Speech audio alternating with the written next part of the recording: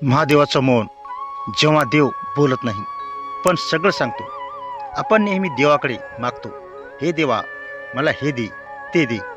पण कधी असा विचार केला आहे का, देव जर शांत राहिला, काहीच उत्तर दिलं नाही तर तो रागावला आहे की काहीतरी शिकवत आहे?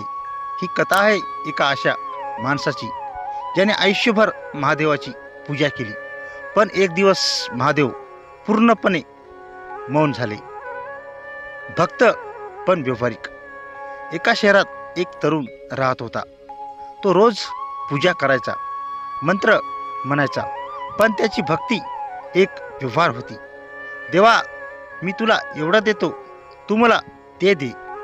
दृष्टांत, जसं दुकानात आपण पैसे देऊन वस्तू घेतो, तसं त्याने देवाला व्यापार बनवलं होतं. भाग 2. अचानक संकट. एक दिवस त्याच्या आयुष्यात वादळ आलं. नोकरी गेली, मित्र दूर गेले. तो मंदिरात गेला, रडला, ओरडला, पण काहीच उत्तर नाही. दृष्टांत, जसं एखादा फोन सायलेंटवर असतो, तसं त्याला वाटलं देव त्याला इग्नोर करत आहेत. भाग 3. राग आणि प्रश्न. तो म्हणाला, मी एवढी पूजा केली तरीही मला हे का? त्याचा विश्वास ढासळू लागला. दृष्टांत, जसं काचेचा ग्लास पडला की फुटतो, तसंच त्याचं श्रद्धेचं काच तुटायला लागलं. भाग 4. एक अनोळखी वृद्ध. मंदिराबाहेर एक वृद्ध बसला होता, शांत, स्थिर. तो तरुण म्हणाला, देव काहीच ऐकत नाहीत. वृद्ध हसला, म्हणाला, देव कधीच शांत नसतो, आपणच ऐकत नाही. दृष्टांत, जसं रेडिओची फ्रिक्वेन्सी जुळली नाही तर आवाज येत नाही, तसंच मनाची फ्रिक्वेन्सी जुळली पाहिजे. भाग 5. मौनाचा अर्थ. वृद्ध म्हणाला, देव बोलत नाहीत कारण ते तुला अनुभवायला शिकवत आहेत.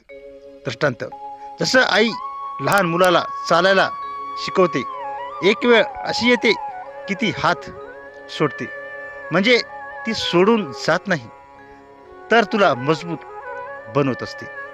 भाग 6. आतला प्रवास सुरू. त्या दिवसानंतर तो तरुण शांत झाला. तो मागणं बंद केलं, फक्त बसून राहू लागला, स्वतःकडे पाहू लागला. दृष्टांत, जसं तलावाचं पाणी स्थिर झालं की त्यात आकाश दिसतं, तसंच मन शांत झालं की त्यात देव दिसतो. भाग 7. वेदनेचं रूपांतर. त्याच्या आयुष्यात अजूनही समस्या होत्या, पण त्याचा दृष्टिकोन बदलला.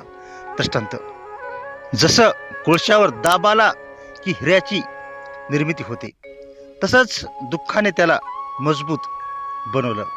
भाग 8. महादेवाचा अनुभव. एक दिवस तो ध्यानात बसला होता. अचानक त्याला जाणवलं, महादेव कधीच दूर नव्हते, ते त्याच्या आतच होते.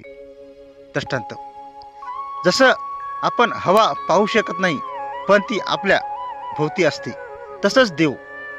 भाग 9. खरी समज. तो हसला, डोळ्यात अश्रू आले.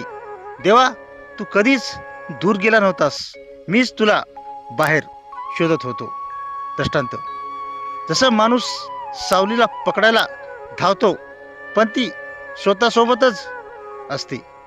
भाग 10. परिवर्तन. तो आता मंदिरात जात होता, पण मागण्यासाठी नाही, फक्त आभार मानण्यासाठी. दृष्टांत, जसं नदी समुद्रात मिळाल्यावर शांत होते, तसंच त्याचं मन शांत झालं. कथेचा सार. 5 सखोल दृष्टांत. 1. देवाचं मौन म्हणजे राग नाही. जसं शिक्षक परीक्षा घेतो, तसं ते आपली परीक्षा घेतात. 2. दुःख म्हणजे शिक्षा नाही. जसं औषध कडू असतं पण उपयोगी असतं. 3. शांतता म्हणजे रिकामेपणा नाही. जसं रात्रीतूनच सकाळ जन्माला येते. 4. देव बाहेर नाही. जसं प्रकाश दिव्यात नसून ज्योतीत असतो. 5. भक्ती मागण्यात नाही, जसं प्रेम व्यवहार नसतं. कानमंत्र 5 सखोल दृष्टांतासह. 1.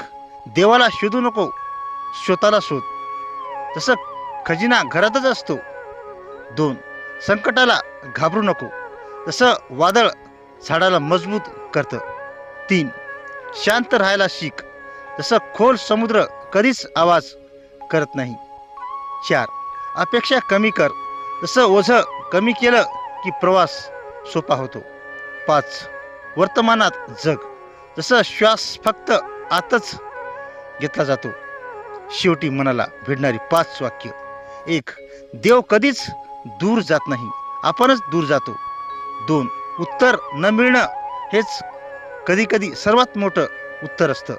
3. जेव्हा सगळं शांत होतं तेव्हा देव बोलत असतो. 4. दुःखातही देवाची कृपा लपलेली असते. 5. महादेव शब्दात नाही, अनुभवात सापडतात. धन्यवाद मित्रांनो. कथा आवडल्यास नक्कीच शेअर करा आणि चॅनलला सबस्क्राईब करा. हर हर महादेव. जय सियाराम.